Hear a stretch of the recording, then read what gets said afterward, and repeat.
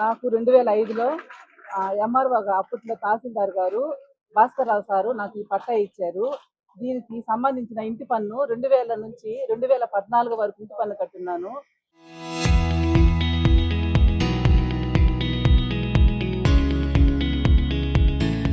ఆ సైట్ విషయమై సిఐ గారు నన్ను స్టేషన్కి పిలిపించారు.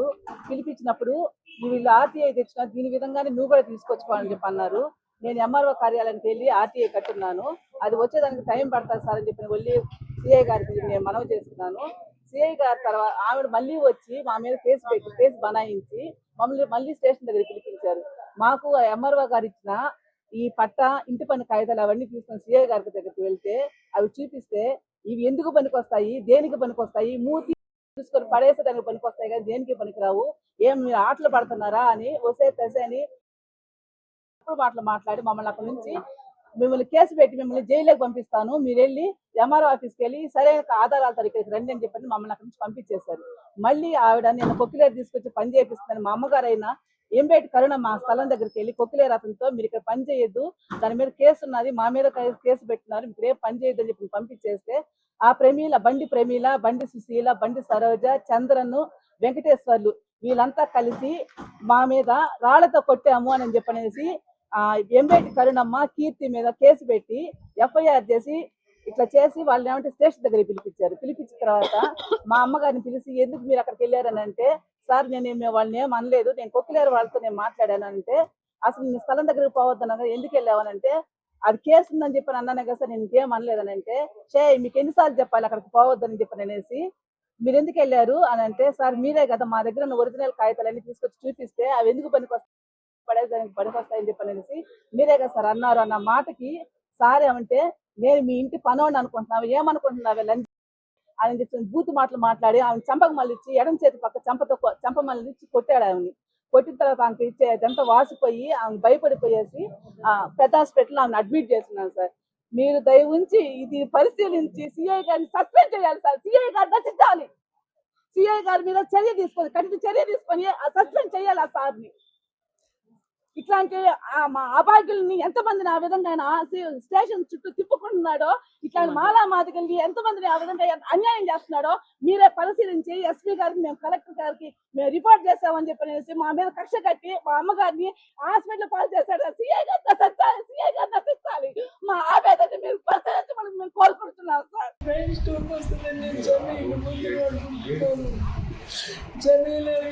నుంచి దిగుగా చింతోస్ దగ్గర చూపించుకుంటున్నా 4 సంవత్సరాల నుంచి నేను ఏం పని చేయకోకుండా నాకు అంగడుండగా అంగడిగానే మానేసి నేను ఇంటి పని చేసుకోకుండా ఇంట్లోనే ఇచ్చేపించింతో నేను వండుకొని తింటున్నా, ఇంట్లో పడి ఉన్నాను. నా బిడ్డ స్థలం 30 సంవత్సరాల నుంచి నా స్థలంలో నేను 4 రోజులు ఉండమని దాంట్లో మాకు పేరు సర్వే చేసేటప్పుడు ఎక్కించుకొని రికార్డులో నెంబర్ తెచ్చుకొని మమ్మల్ని ఈ విధంగా చేస్తుంది సార్. అబద్ధాలంతా చెప్పి మేము ఎవరిని కొట్టకుండా బూత్ మాట్లాడకుండా సీఏ సార్ని బూత్ మాట్లాడిగామని కొట్టిస్తుంది సార్. లేడీస్కి మాత్రానికి అసలు రెస్పాన్స్ ఇవ్వటం లేదు. వయసులో పెద్దవాళ్ళు అయినా కానీ వాళ్ళని పట్టుకొని కొడుతున్నాడు. మేము ఏదైనా కేసు విషయం ఎందుకు పోయినా వస్తే తెస్తని మాట్లాడుతున్నాడు. దయచేసి ఆమె వయసు ఎంత ఉంది, వాళ్ళ తల్లి లాంటి వయసు 60-70 వయసు. ఆమెను పట్టుకొని కొడుతున్నాడు, తిడుతున్నాడు, వస్తే ఆయన బూతులు ఆడుతున్నాడు అంటే అది న్యాయమేనా? ఆడవాళ్ళు లేడీస్ని కొట్టే అధికారం ఎవరు ఇచ్చారా అసలు? పోలీసులకి అదే కావాలా? నువ్వు గంజా కేసులను పట్టు, ఇంకొకరిని పట్టు, దొంగతనం చేసే వాళ్ళని పట్టు, వాళ్ళకి సమాధానం చెప్పి వాళ్ళకి కేసు వేసి వాళ్ళని తీరవాలి కానీ మనిషిలాగాను. కానీ లేడీస్ని పట్టుకొని ఏదైనా కేసు విషయంగా పోతే లేడీస్ని పట్టుకొని కొట్టడం కానీ తిట్టటాలు కానీ ఈ పోలీసులకు ఎవరిచ్చారా ఈ అధికారము? చట్టం ఎవరిచ్చారు? వాళ్ళ అమ్మల్ని అట్టే చేసుకుంటారా, కొట్టుకుంటారా? వాళ్ళ పిల్లలు కూడా అట్ట కొట్టుకుంటారా? మేము కూడా అట్లాగే కదా లేడీస్ని. ఏదైనా ఒక కేసు విషయం మీద పోయినా కూడా మమ్మల్ని మర్యాద మాట్లాడాడు, వస్తే అని మాట్లాడుతాడు. మాకేం మర్యాద లేదా? అసలు వయసులో పెద్ద ఆవిడ కదా, ఆమెను కొట్టేదానికి ఆయనకు అధికారం ఎవరిచ్చారు? అయ్యప్ప గుడి సిఏ గారికి మా దళిత సంఘాలంతా కూడా మేము ఒకటే హెచ్చరిస్తున్నాము. పోలీసులు అంటే చట్టాన్ని రక్షించాల్సినటువంటి వారు పోయి ఒక ఎస్సీ కులానికి చెందినటువంటి 62 సంవత్సరాల వ్యక్తిని పట్టుకొని చెంప మీద చెయ్యేసి దురుసుగా ప్రవర్తించడము. పోలీసులు అంటే మీకు భయం లేదని చెప్పి కొంత వాళ్ళ మీద భయభ్రాంతులు చేయడము ఈ ఈ ఈ జిల్లాలో ఉన్నటువంటి కొంతమంది పోలీసులు మరి ఇలాగే ప్రవర్తిస్తున్నారు. ఈ జిల్లాలో ఈ సీఏ కాదు, ఈ జిల్లాలో ఉన్నటువంటి కొంతమంది సీఏలు అక్కడ ఉన్నటువంటి ఎస్సీల మీద వాళ్ళ మీద దాడులు చేయడము, వాళ్ళ మీద దౌర్జన్యం చేయడము, ఆ కేసులు నీరుగారు చేయడము, కేసులు కట్టకుండా ఉండడము, నిరంతరం పోలీస్ స్టేషన్లో తెప్పిస్తా ఉన్నారు. కానీ ఈ రోజు గవర్నమెంట్ లక్షల రూపాయలు ప్రభుత్వము జీతాలు తీసుకొని ఈ రోజు సర్వెంట్గా పనిచేయకుండా మా దళితుల మీద, మా అమ్మ అక్కల మీద ఈ రోజు అయ్యప్పగుడి పోలీస్ స్టేషన్ సీఏ గారు ఆయన చెంప మీద కొట్టడము, అసభ్యకరంగా పదజాలతో తిట్టడము, ఆల్రెడీ దౌర్జన్యం చేస్తా ఉన్నాడు. గతంలో కూడా సిపిఎం పార్టీకి చెందినటువంటి కొంతమంది కూడా, ఎంతో మంది కూడా ఆయన మీద కంప్లైంట్ కూడా ఇచ్చారు. కొంత గౌరవనీయులు ఎస్పీ గారు సస్పెండ్ కూడా చేయడం జరిగింది. అయితే ఈ జిల్లాలో ఉన్నటువంటి గౌరవనీయులు ఎస్పీ గారు ఆమె ఎంతో ఒక బాధ్యతగా ఈ జిల్లాలో ఎవరికైనా కానీ అన్యాయం జరిగితే దాన్ని క్షుణ్ణంగా ఇన్వెస్టిగేషన్ చేసి న్యాయం చేయమని చెప్పి ఈ జిల్లాలో ఉన్నటువంటి డిఎస్పీ గారికి అయితేనేమి, ఎస్పీ గారికి అయితేనేమి, పోలీసు యంత్రాంగానికి ఆదేశాలు ఇస్తే ఆ ఆదేశాలన్నీ కూడా తొంగలో దుక్కేసి వన్ సైడే వాళ్ళు మా చట్టం మాది, మీకేం సంబంధం లేదని చెప్పి ఈ ప్రభుత్వంలో గాని ఆ ప్రభుత్వంలో గాని ఇదే దళితుల మీద దాడి జరుగుతా ఉంది.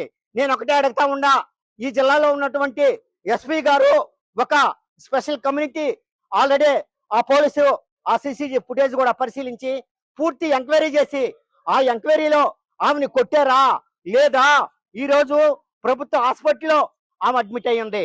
కానీ మీ పోలీసు యంత్రాంగం అక్కడ కొట్టింది లేనిది మీ సీసీ ఫుటేజ్ లో కూడా ఉంది.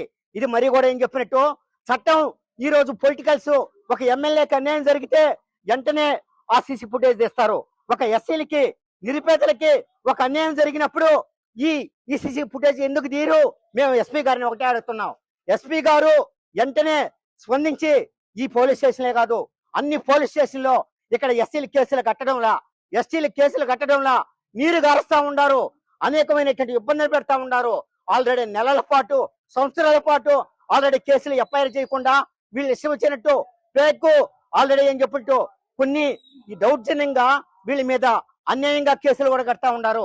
ఇది ఎంత మాత్రం కరెక్టో మరి ఎస్పీ గారు అయితేనేమి, డిఎస్పీ గారు అయితేనేమి వాళ్ళలో ఏ లోపాలు లేదు. కింద స్థాయి అధికారులు, పై స్థాయి అధికారులు ఆదేశాలు ఇచ్చినా గానీ ఆదేశాలన్నీ తొంగలోకి దుక్కేసి ఈ రోజు అన్యాయం చేస్తా ఉన్నారు. ఒక మహిళ, ఒక ఎస్సీ, ఒక మాల కులానికి చెందినటువంటి ఆ వ్యక్తిని 62 సంవత్సరాల వ్యక్తిని ఈ రోజు సీఏ కొట్టడం ఎంత మాత్రం న్యాయం? అయితే మా మీద సీఎం మీద మాకు ఎలాంటి పగలు పంతాలు లేవు. ఇది నిజంగా ఇది కొట్టారా లేదా ఈ జిల్లాలో ఉన్నటువంటి స్పెషల్ ఎంక్వైరీ చేసి అక్కడ ఆమెను కొట్టింది లేనిది ఆ సీసీ ఫుటేజ్ లో పరిశీలించి న్యాయం చేయమని చెప్పి మేము డిమాండ్ చేస్తా ఉన్నాం.